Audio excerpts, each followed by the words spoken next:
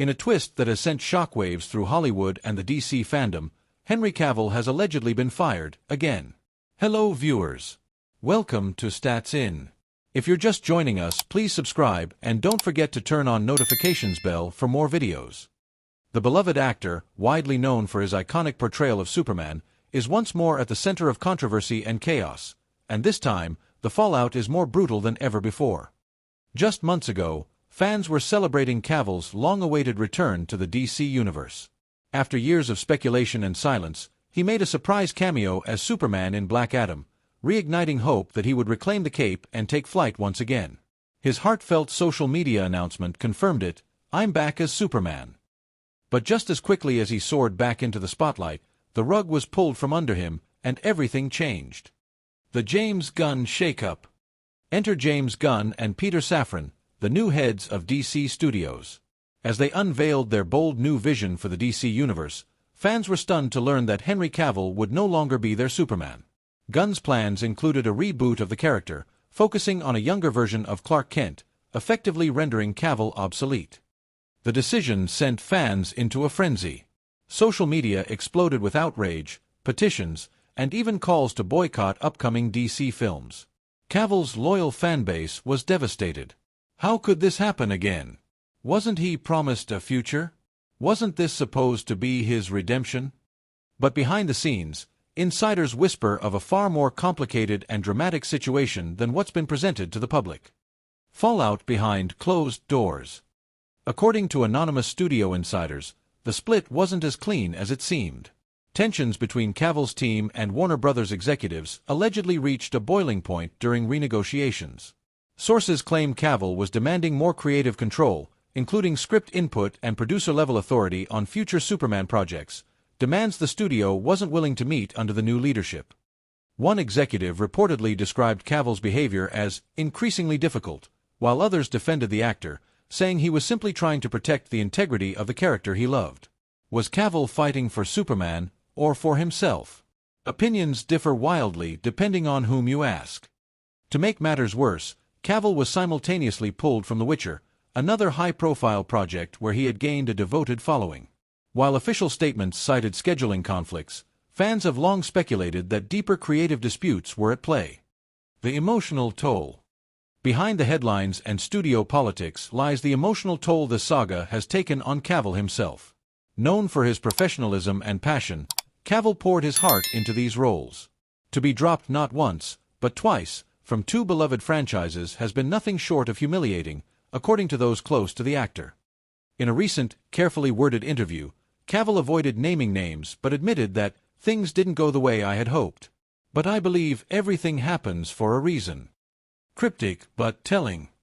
Meanwhile, fan campaigns to bring him back haven't slowed down.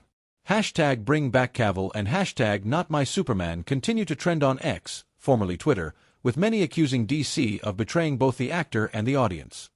What's next for Cavill? Despite the fallout, Cavill isn't backing down. He's already signed on to star in a Warhammer 40K project with Amazon, a franchise he has loved since childhood. Some speculate this could be his true passion project, free from studio politics and reboots. But still, the wound left by his Superman dismissal is deep. And many fans are wondering, will Hollywood ever truly give Cavill the respect and legacy he deserves? For now, all we know is this: Henry Cavill has been burned by the industry he helped build, and the drama isn't over yet. With legal rumors, fan revolts, and power struggles continuing to swirl around DC, it's clear this brutal fallout will have lasting effects on everyone involved. And Cavill? He may be down, but he's far from out. Just don't be surprised if the Man of Steel rises again, on his own terms. Cavill was born in Jersey, the largest and southernmost of the Channel Islands, which are dependent territories of the British Crown and are located off the coast of Normandy, France. He is the fourth of 5 sons of Marianne Cavill, née Dalgliesh, a secretary, and Colin Cavill, a stockbroker. The family lived in St. Helier, where Henry Cavill grew up playing computer games with his brothers. At age 13, he left Jersey to attend the Stowe School, a boarding school in Buckinghamshire, England. At Stowe, Cavill developed an interest in acting and participated in school productions, including Grease, A Midsummer Night's Dream, and Tom Stoppard's Dog's Hamlet. At age 16, he and his classmates had the opportunity to be extras in the movie Proof of Life, 2000, starring Russell Crowe. While on set, Cavill introduced himself to the recent Oscar winner, who encouraged him to pursue acting professionally. Cavill soon landed a role in Vendetta, 2001, followed by another in Kevin Reynolds' big-screen adaptation of The Count of Monte Cristo, 2002. For the part of Albert Mandigo, Cavill, who has said that he was teased for being overweight as a kid, was encouraged to lose several pounds. In addition, Cavill had guest roles in a number of British television shows as well as supporting parts in the coming-of-age film I Capture the Castle, 2003, and an adaptation of the Celtic romance Tristan plus Isolde, 2006. During this period, Cavill auditioned for several iconic roles, including Superman and James Bond, which ultimately went to Brandon Routh in Superman Returns and Daniel Craig in Casino Royale, both 2006, respectively. Those setbacks led him to consider following in the footsteps of two of his elder brothers and joining the armed forces. In 2007, however, Cavill garnered his first leading role in The Tutors, a cable series following the exploits of Henry VIII, played by Irish actor Jonathan Rhys-Meyers. Cavill portrayed Charles Brandon, a loyal courtier to the king. The series helped make Cavill a familiar face, and during its 4 seasons, 2007 to 10, he also appeared in such films as the adventure fantasy Stardust, 2007, and the Woody Allen comedy Whatever Works, 2009.